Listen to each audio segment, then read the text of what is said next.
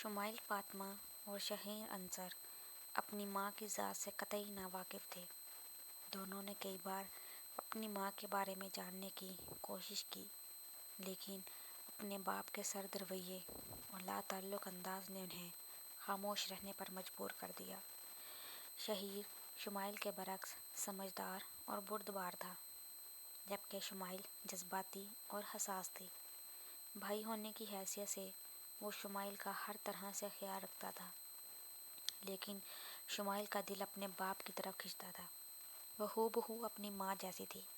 وہ اکثر اپنے باپ کو مخاطب کرنے کی کوشش کرتی رہتی تھی، لیکن باپ کے سرد رویے سے کڑتی رہتی تھی۔ ایسے میں شہیر اس کی دلجوئی کرتا، اسے بہلاتا اور وہ بھائی کی خاطر خود کو سمجھا لیتی تھی۔ دونوں ہی ایک دوسرے کے غم گسار تھے۔ یوں ہی وقت گزرتا رہا اور لیولز میں دونوں نے شاندار نمبروں سے کامیابی حاصل کی۔ شمائل کا چہرہ خوشی سے کھلا پڑا تھا۔ وہ بے چینی سے لاؤنج میں ٹہلتی کرنل نمیر کی منتظر تھی۔ شہیر، آج تو پاپا رزلٹ سن کے بہت خوش ہوں گے، دیکھنا تم، شمائل نے چہکتے ہوئے کہا، تو شہیر اس کے خوش ہونے پہ محض مسکرا کے رہ گیا۔ اس سے پہلے وہ کچھ کہتا، کرنل نمیر اندر داخل ہوئے۔ ان دونوں کو ایک ساتھ دیکھ کر لمحے بھر کو ٹھٹکے، پھر سر جھٹک کے اپنے کمرے کی طرف بڑھے۔ پاپا، شمائل نے جھجکتے ہوئے پکارا تو وہ وہیں رک گئے، لیکن پیچھے مڑ کے نہیں دیکھا۔ پاپا، وہ ہمارا او لیولز کا رزلٹ آیا ہے، اس نے قدرے جھجکتے ہوئے بتایا۔ وہ سر جنبش میں ہلاتے اپنے کمرے میں چلے گئے۔ شمائل کی آنکھوں میں مارے تضحیک کے آنسو آ گئے۔ اس نے ایک نظر شہیر کو دیکھا اور اپنے کمرے کی طرف بھاگ گئی۔ شہیر نے غصے سے لب بھینچ لیے۔ بارہا اس کا دل چاہا کہ اپنے باپ کو جھنجھوڑ کے پوچھے، لیکن وہ صرف سوچ کے رہ جاتا۔ اسے پتا تھا کہ شمائل اب صبح ہی کمرے سے باہر نکلے گی۔ وہ بھی گاڑی کی چابی اٹھاتا باہر نکل گیا۔ رات کھانے کی میز پر کرنل نمیر کو پہلی مرتبہ اولاد سے دوری کا احساس ہوا۔ اس احساس نے ان کے رگوں پے میں عجیب سی بے چینی بھر دی۔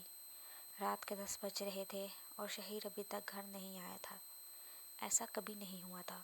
وہ اتنی دیر کبھی گھر سے باہر نہیں رہا تھا۔ 11 بجے کے قریب شہیر نے جیسے ہی گھر میں قدم رکھا، اس نے اپنے باپ کو اپنا منتظر پایا۔ کہاں سے آ رہے ہو؟ ابھی وہ حیران بھی نہیں ہو پایا تھا کہ انہوں نے سخت انداز میں پوچھا، آپ کو کب سے اس بات کی پرواہ ہونے لگی؟ اس کے لہجے میں تلخی در آئی۔ میں باپ ہوں تمہارا، پوچھنے کا حق رکھتا ہوں، وہ گرجے۔ حق؟ کس حق کی بات کر رہے ہیں آپ؟ وہ حق جو آپ نے ہمیں کبھی دیا ہی نہیں۔ اپنی ماں تک کو جاننے کا کبھی حق نہیں دیا آپ نے۔ بات کرتے ہیں حق کی۔ اس کے صبر کا پیمانہ لبریز ہو چکا تھا۔ شور سن کے شمائل بھی کمرے سے باہر نکل آئی۔ متورم آنکھیں، بکھرے بال اور ستا ہوا چہرہ لیے وہ حیرانی سے شہیر کو دیکھ رہی تھی۔ آپ نے ہمیں دنیا کی ہر آسائش دی، لیکن ہمیں اپنی اولاد ہونے کا حق کبھی نہیں دیا کرنل صاحب۔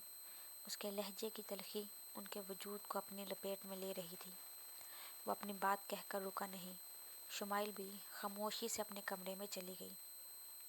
وہ تھکے تھکے قدموں سے اپنی اسٹڈی میں چلے گئے۔ وہ جانتے تھے کہ ایک نہ ایک دن یہ وقت آنا ہی تھا۔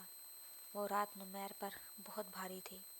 محبتہ کی اچانک موت نے انہیں بے حس کر دیا تھا۔